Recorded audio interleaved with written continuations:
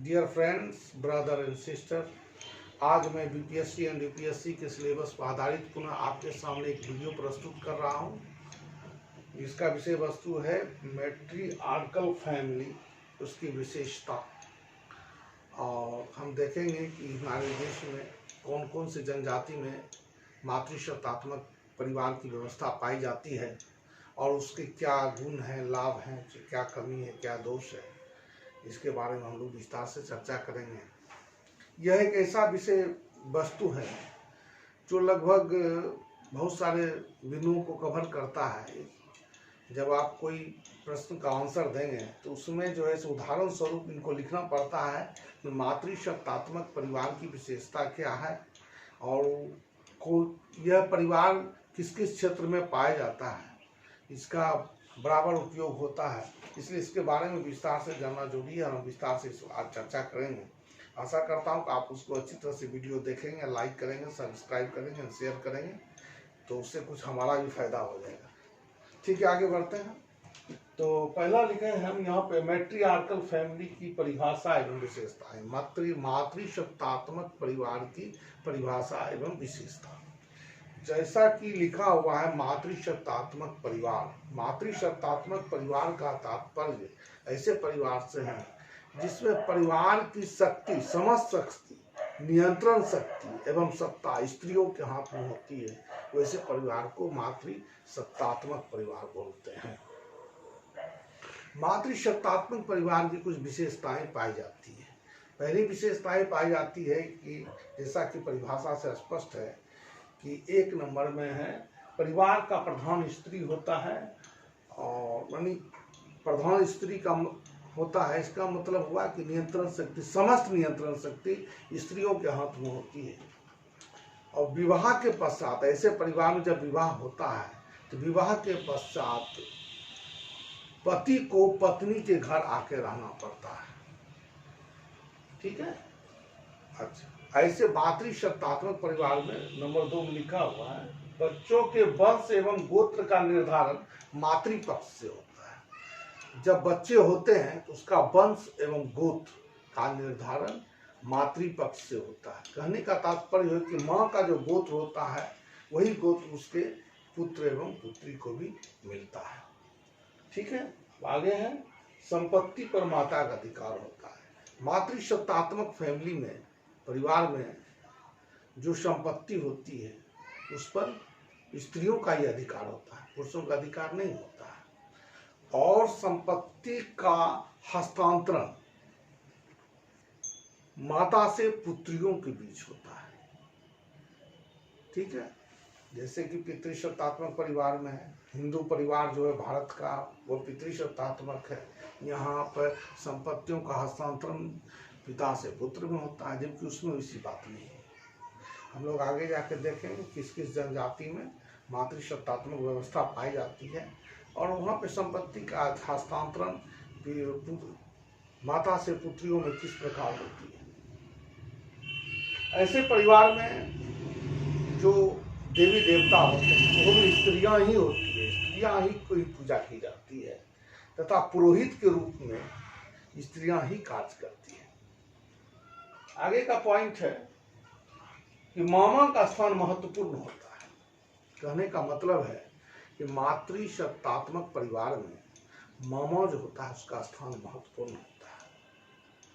आप देखेंगे वर्तमान आधुनिक समाज में भी जो फैमिली का झुकाव ज्यादातर, जिस स्त्रियों का झुकाव ससुराल पक्ष से ना होकर के मायके पक्ष से होता है, वहाँ भी मामा का स्थान महत्वपूर्ण हो जाता है और परिवार के निर्णय में भी उसकी भूमिका महत्वपूर्ण होती है।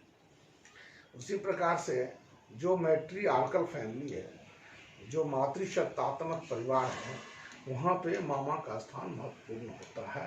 परिवार के समस्त नियंत्रण में, समस्त प्रकार के निर्णय में मामा का जो भूमिका होता है वो बहुत महत्वपूर्ण होता है। और ऐसे परिवारों में मामा का जो संपत्ति का हस्तांतरण, भांजा जो होता है मामा के संपत्ति का उत्तराधिकारी माना जाता है। बहुत सारे समाजों में जहाँ मातृशब्दात्मक परिवार है वहाँ पे भांजा कुछ अवधि के पश्चात मामा के यहाँ चला जाता है। ऐसी भी व्यवस्था है, हम लोग आगे इसकी चर्चा करेंगे। जिस मातृशब्दात्मक परिवार में इस प्रकार की व्यवस्था पाई जाती है, इस प्रकार की व्यवस्था पाई जाती है, इस प्रकार के व्यवस्था को मातुले प्रथा के नाम से जाना जाता है। हम लोग आगे भी इसकी चर्चा करेंगे। मातुले प्रथा जो है क्या है, कहाँ कहाँ पाया जाता है, लेकिन जहाँ पे मातृशब्दात्मक परिवार पाया जाता है वहाँ पे मातुले प्रथा निश्चित रूप से पाया जाता है। यह मातुले प्रथा मातृशब्दात्मक परिवार का ही एक विशेषता है। अच्छा, यहाँ पर है पतियों को चुनने की स्वतंत्रता होती है। जब मातृशब्दात्मक परिवार में स्त्रियों को पति चुनने की स्वतंत्रता होती है, स्त्री ही यह निर्धारित करता है कि वह किससे शादी करेगा, कौन उसके लिए उपयुक्त है, इसकी स्वतंत्रता होती है। और इस कारण से कभी कभी ऐसा होता है कि वह कई पतियों का चुनाव कर लेती है, इसकी भी स्वतंत्रता उसके पास होती है।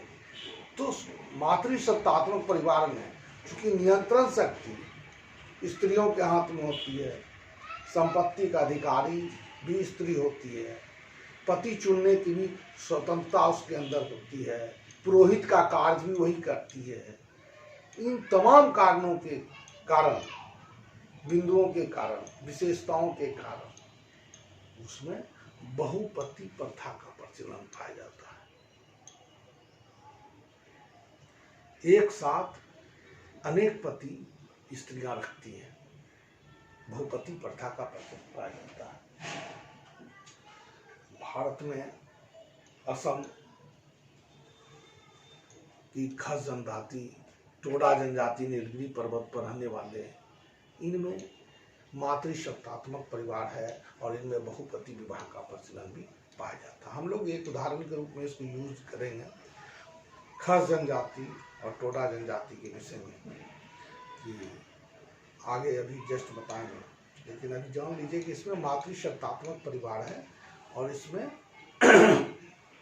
बहुपति विवाह का प्रचलन पाया जाता है। आगे का बिंदु है, घर में मां की अगर स्त्री की मृत्यु हो जाती है तो उसका दाह संस्कार भी स्त्रियों के द्वारा ही किया जाता है। यह है मातृसत्तात्मक परिवार की विशेषता। मातृसत्तात्मक परिवार में एक महत्वपूर्ण, दो चीजें महत्वपूर्ण है। एक है मातुले प्रथा, दूसरा है कि स्त्री को जब शादी होती है स्त्री की तो वह ससुराल नहीं जा करके पति को ही अपने पत्नी के घर आके रहना पड़ता है और परिवार की समस्त संपत्ति एवं नियंत्रण शक्ति स्त्रियों के हाथों में होती है। तो क्या हम लोग देखते हैं यहाँ पर, हम लोग देखते हैं कि मातृशब्दात्मक जो परिवार है उसमें वंश का निर्धारण स्त्री के ओर से होता है। इसीलिए मातृशब्दात्मक परिवार मातृवंशीय है। मातृवंशीय होने के साथ साथ यह मातृस्थानिक भी है। मातृस्थानिक क्यों है? क्योंकि विवाह के पश्चात पति को अपने पत्नी के घर आके रहना पड़ता है, इसलिए मातृस्थानिक हो गया। तो क्या निष्कर्ष निकलता है? यहाँ पर निकलता है कि मातृशब्दात्मक परिवार मातृ वंशीय होने के साथ साथ मातृस्थानिक भी होते हैं। अब हम दो जनजाति की चर्चा करेंगे और यह एग्जाम में पूछता भी है। मातृशब्दात्मक परिवार का उदाहरण सहित आप विश्लेषण करें तो मातृशब्दात्मक परिवार पूछेगा, आंसर वही होगा। बहुपति विवाही परिवार पूछेगा तो आंसर भी वही होगा। मातृवंशीय परिवार पूछेगा तो आंसर भी होगा, क्योंकि मातृसत्तात्मक परिवार मातृवंशीय भी है और मातृस्थानिक भी है। अब आगे हम चर्चा करेंगे कि मातृसत्तात्मक परिवार के कौन कौन से उदाहरण हैं। इसको जानना बहुत जरूरी है, बहुत इंपॉर्टेंट पॉइंट्स है। मातृसत्तात्मक परिवार जब चर्चा करते हैं वर्तमान में तो दो जनजाति का खास तौर से नाम आता है, एक खस, एक टोडा जनजाति। खस जनजाति जो है सो मातृशक्तात्मक परिवार होने के पीछे क्या कारण है, बहुपति विवाह होने के पीछे क्या कारण है। खस जनजाति अपने आप को पांडु की संतान मानते हैं। पांडु की संतान, पांडव महाभारत वाले पांडव, द्रौपदी अकेले थी और उनके 5 पति थे, तो पांडु की संतान मानते हैं। ऐसी उनके अंदर धारणा पाई जाती है। तो पांडु की संतान मानने के कारण अपने आप को वे बहुपति विवाही परिवार है, बहुपति विवाही परिवार होते हैं।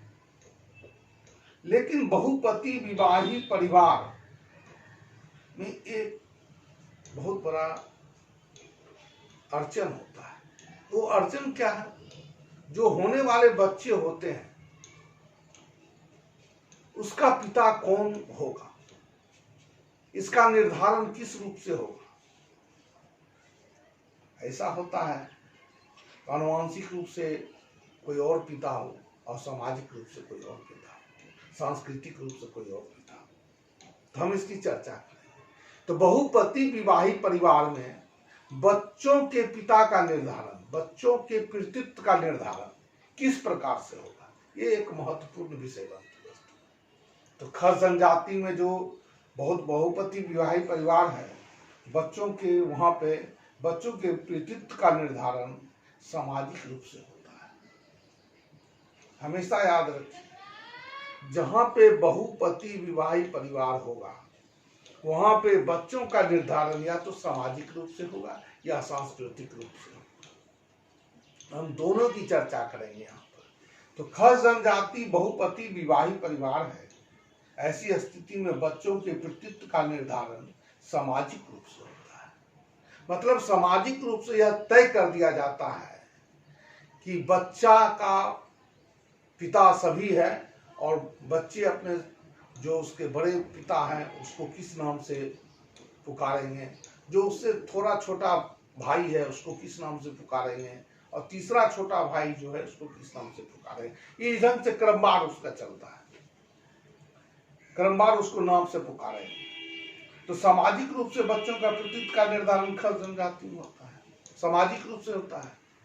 तो बच्चे क्या करते हैं, सबसे बड़े भाई को क्या बोलते हैं, जो बड़े पिता हों, जो भाई में सबसे बड़े होंगे उसको बाड़ी बाबा बोलेंगे। दूसरा बड़ा भाई को क्या बोलेंगे, डांगड़ बाबा बोलेंगे। तीसरा बड़ा भाई जो होगा उसको क्या बोलेंगे, भेदी बाबा बोलेंगे। ये उनकी अपनी भाषा है, बाड़ी बाबा, डांगड़ बाबा, भेदी बाबा।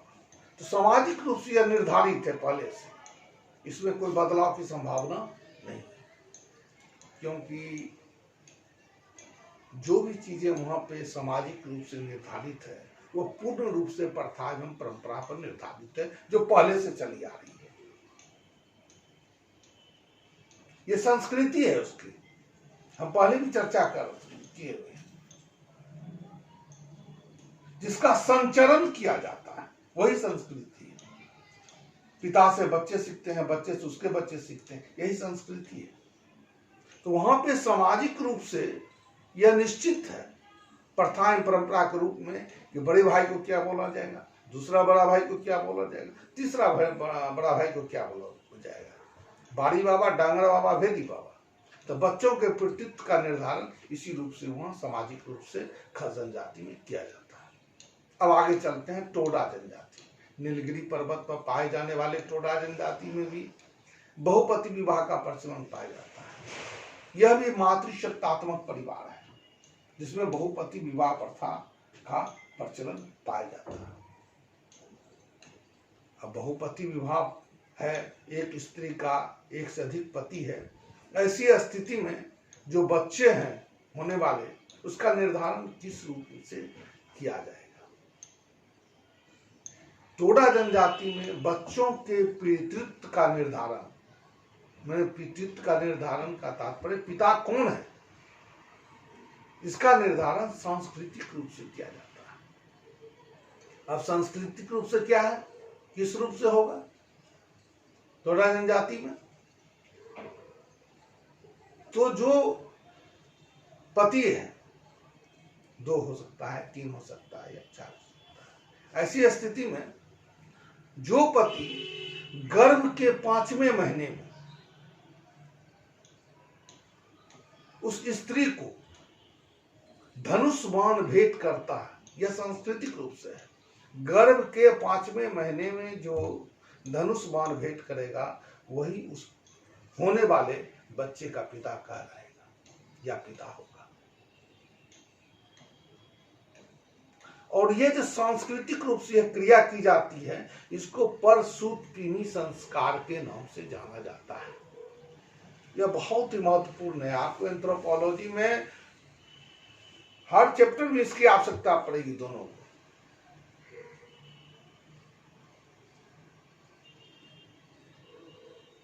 विवाह चैप्टर में इसकी आवश्यकता पड़ेगी, बहुपति विवाह में आवश्यकता पड़ेगी। जब विवाह चैप्टर में हम लोग चलेंगे तो बहुपति विवाह का जब चर्चा होगा तो वहां पे टोडा जनजाति, खस जनजाति की चर्चा होगी। इसीलिए कॉन्सेप्चुअल क्लास में इस चीज को जान लेना कि मातृशब्दात्मक क्या है, मातृशब्दात्मक परिवार क्या है, मातृवंशीय परिवार क्या है, मातृस्थानिक परिवार क्या है, और मातृशब्दात्मक परिवार का विशेषता क्या है, और कौन कौन से परिवार वर्तमान में मातृशब्दात्मक परिवार में है।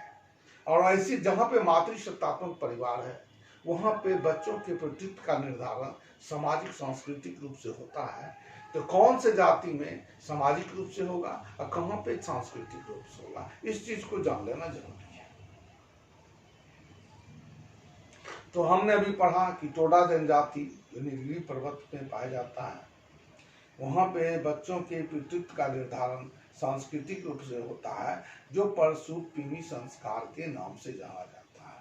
परसूतपिनी संस्कार क्या है?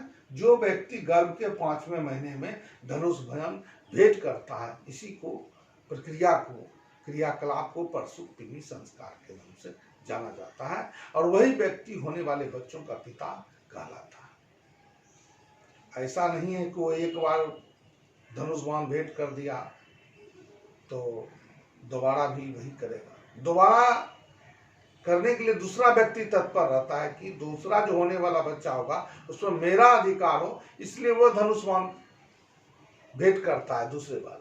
और ऐसा नहीं कि वो ही करेगा, तीसरा भाई भी कर सकता है, चौथा भाई भी कर सकता है। चूंकि जनजातीय समाज में व्यक्ति को एक श्रम के रूप में जाना जाता है, श्रमिक के रूप में, एक श्रमिक सहायता मिलने वाली है। परिवार का कार्य जितना बड़ा होगा, श्रम सहायता उतना ही अधिक मिलेगा, उतना ही सहयोग मिलेगा उसको। चूंकि उनका जीवन जो होता है प्राकृतिक रूप से प्रकृति पर निर्भर करता है, अब प्रकृति से उसको जो मिलता है कंद मूल फल फूल लकड़ी, वैसे को वो जीवन यापन करता है, आखेट करता है। तो ऐसी परिस्थिति में परिवार का आकार जितना सुदृढ़ और बड़ा होगा उसको उतना ही सुविधा जीवन यापन करने में होगा प्राकृतिक रूप से। इसीलिए बच्चे को पाने की होड़ लगी रहती है। एक बात इसमें और है, जब तक कोई दूसरा व्यक्ति उसे धनुष बाण भेंट नहीं करेगा तब तक तमाम होने वाले जो भी आगे होने वाले बच्चे होंगे उसका पिता वही होगा जिसने प्रथम बार में धनुष बाण भेंट किया गर्भ के 5वें महीने। अगर दूसरा भेंट कर देगा तो फिर आगे होने वाले बच्चों का पिता वही व्यक्ति होगा। इस प्रकार हम क्या देखते हैं, टोडा जनजाति में बच्चों के प्रतित्व का जो निर्धारण है वह सांस्कृतिक रूप से होता है, और ये जो परसूतपिनी संस्कार के नाम से जाना जाता है। ये हो गया मातृशब्दात्मक परिवार की विशेषता, मातृवंशीय परिवार की विशेषता और मातृस्थानिक परिवार की विशेषता। और इन अभी चर्चा के आधार पर कहा जा सकता है कि मातृशब्दात्मक परिवार मातृवंशीय होने के साथ साथ मातृस्थानिक होता है। मातृशब्दात्मक परिवार में जो अभी एक चर्चा किए थे विशेषता में कि मातुलय प्रथा एवं कुलेट, यह बहुत ही महत्वपूर्ण होता है। भांजा मामा के संपत्ति का उत्तराधिकारी माना जाता है। बहुत सारे जनजाति में भांजा कुछ अवधि के पश्चात, कुछ आयु के पश्चात मामा के यहाँ जाकर रहने लगता है। मामा पर संपूर्ण अधिकार, भांजा पे संपूर्ण अधिकार मामा का होता है। ऐसी मातृसत्तात्मक एक बहुत ही महत्वपूर्ण विशेषता के रूप में है मातुले प्रथा। हम लोग आगे इसकी चर्चा करें। अब इसमें है कि बहुपति विवाही परिवार, बहुपति विवाह। बहुपति विवाह में जो उसके पति होते हैं, ये भी दो प्रकार के होते हैं, इसकी हम लोग चर्चा करें। उसके सभी पति आपस में भाई भाई हो सकते हैं। और उसके दूसरी स्थिति क्या है? उसके सभी पति आपस में भाई नहीं भी हो सकते। अगर स्त्रियों के सभी पति आपस में भाई भाई होते हैं, रक्त संबंध होता है दोनों के बीच में, तो वो भातृ बहुपति विवाह के नाम से जाना जाता है।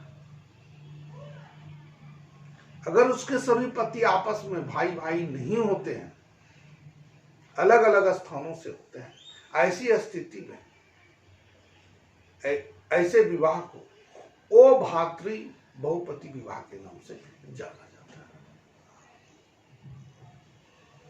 है। ऐसी स्थिति में क्या होता है? अभातृ बहुपति विवाह की स्थिति में स्त्रियां क्या करती है, किस प्रकार से यौन संबंध को निर्धारित करती है?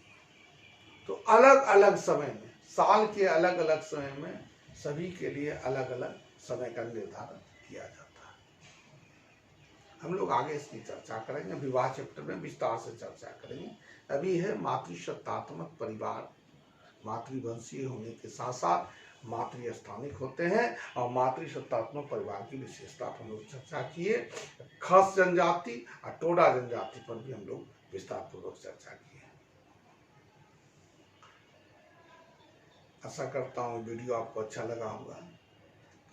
आगे मैं फिर आपके एक नए वीडियो के साथ उपस्थित हो जाऊंगा। कृपया इसे लाइक करें, सब्सक्राइब करें। धन्यवाद।